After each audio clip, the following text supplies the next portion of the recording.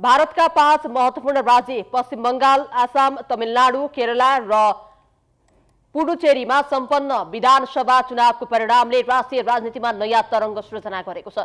विशेष गरी पश्चिम बंगालमा पहिलो पटक भारतीय जनता पार्टी भाजपाको सरकार गठन हुने भएको खबरले राजनीतिक वृत्तमा व्यापक चर्चा निम्त्याएको छ।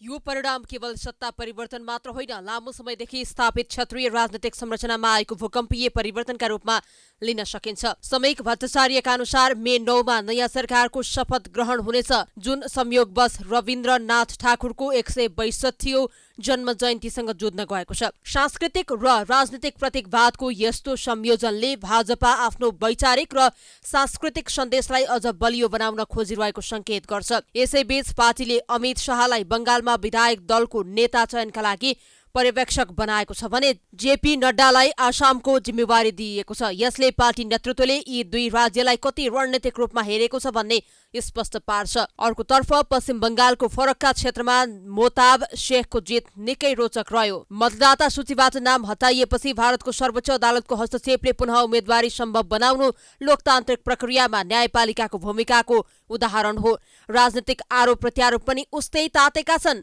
अधीर रञ्जन चौधरी लगायत कांग्रेस नेताहरूले हारको दोष ममता बनर्जी माथि थोपरेका छन्।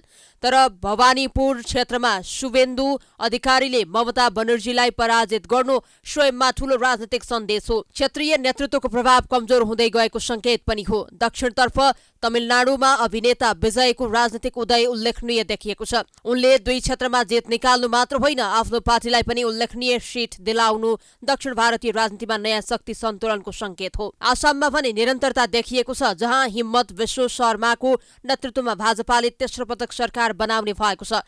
यो परिणामले पूर्वोत्तर भारतमा भाजपाको पकड अझ मजबुत भएको देखाउँछ। तर केरलाबाट कांग्रेसका लागि केही राहत आएको छ। बीडी सतीशनको नेतृत्वमा प्राप्त जितले विपक्षी गठबन्धनलाई पूर्ण रूपमा निराश हुनबाट जोगाएको छ। यी परिणामहरूले भारतको राष्ट्रिय राजनीतिमा सत्तारूढ र विपक्षी बीचको शक्ति सन्तुलनलाई पुनः परिभाषित गरेका छन्। विशेष गरी पश्चिम बंगाल र तमिलनाडुमा आएको परिवर्तनले विपक्षी गठबन्धनलाई गम्भीर रणनीतिक पुनर्विचार गर्न बाध्य बनाएको छ। अबको चुनौती भनेको के विपक्षीले आफ्नो राजनीतिक प्रासंगिकता जोगाउन नयाँ मार्ग पहिलाउन सक्छ वा सत्तारूढ दलको वर्चस्व अझै विस्तार हुनेछ?